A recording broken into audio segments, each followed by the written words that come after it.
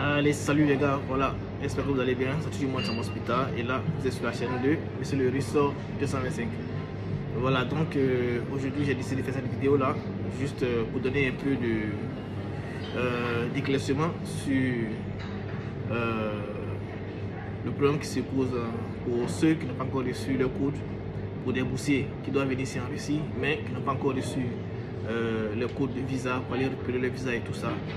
Donc je vais essayer comme ça de vous donner une petite raison que vous puissiez vous faire une idée et aussi vous donner un peu la manière dont ils veulent essayer de résoudre ça et aussi comment est-ce qu'ils vont procéder pour pouvoir essayer de satisfaire tous les boursiers qui ont reçu comme ça, qui n'ont pas encore reçu le code.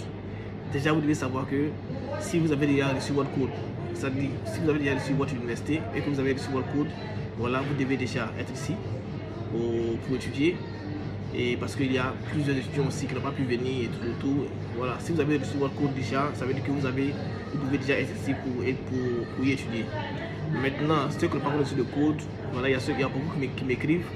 Il y a des Sénégalais, il y a des Nigériens, voilà, il y a assez d'étudiants. Voilà, parce que les Sénégalais pensent que en réalité c'est tout le monde qui n'a pas eu de code, alors que c'est pas ça. Il y a d'autres Sénégalais étudiants qui ont eu des codes, voilà, qui sont venus. Il y a d'autres aussi qui doivent venir, mais assez tardivement. Voilà, maintenant si vous avez reçu votre code et que vous devez venir actuellement, vous devez faire un peu rapidement parce que au-delà du 1er octobre, ce sera un peu compliqué pour vous de pouvoir être enregistré dans vos universités. Donc faites vraiment attention et puis venez assez rapidement. Maintenant, pour ceux qui n'ont pas reçu de code, ce que je vais vous dire c'est quoi? C'est que voilà, je ne voulais pas vraiment me prononcer sur ce qui se passe entre la Russie et l'Ukraine. Voilà, mais étant donné que la situation s'impose, ce que vous allez faire, c'est quoi? C'est que vous devez vraiment prendre l'information sur l'université, sur la ville où se trouve votre université.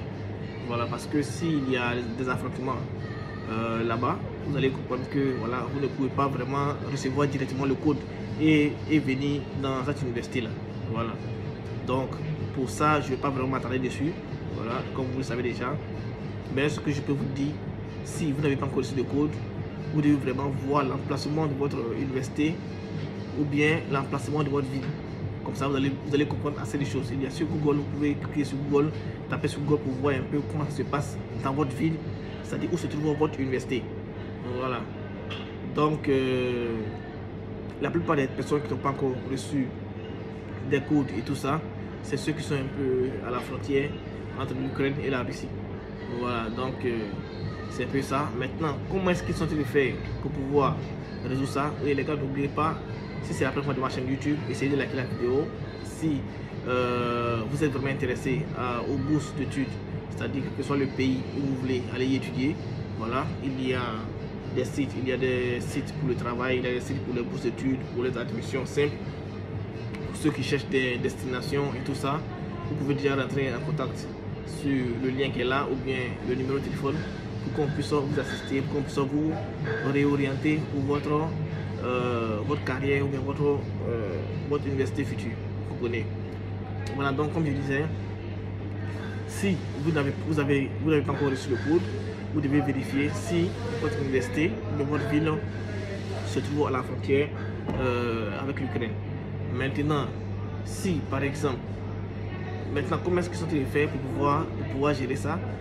C'est que je crois que vous allez d'abord commencer, parce qu'il y a des étudiants qui ont déjà reçu des messages, il y a des étudiants que j'ai suivis, qui se trouvent au Niger, voilà, qui ont déjà reçu des messages, et ces messages-là, ces étudiants-là vont faire des cours en ligne, c'est-à-dire ils vont vous envoyer, ils vont vous contacter. C'est pourquoi c'était très important d'avoir vos coordonnées lors de l'inscription.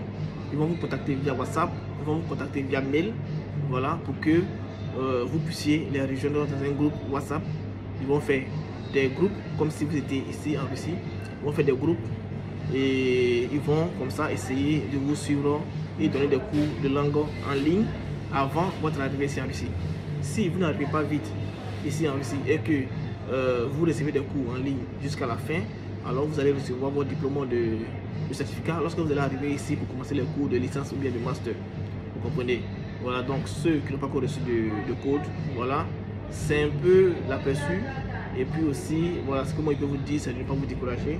Si vous avez déjà reçu, si vous n'avez pas encore reçu un code et que vous avez déjà reçu une université, ça veut dire que quel que soit le temps que ça va prendre, vous serez déjà ici. Vous serez ici.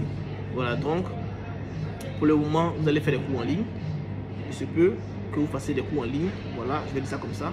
Il se peut que vous fassiez les cours en ligne parce qu'il y a d'autres étudiants qui ont déjà reçu des mails des universités qui vont les aider comme ça à faire des groupes pour pouvoir suivre des cours en ligne. Donc, c'est un peu ça. Donc, ne vous inquiétez pas pour ça, c'est ce que moi je voulais vous dire. Et surtout, prenez soin de vous les gars, c'est l'essentiel. Parce que sans la santé, on ne peut rien. Donc, à plus les gars.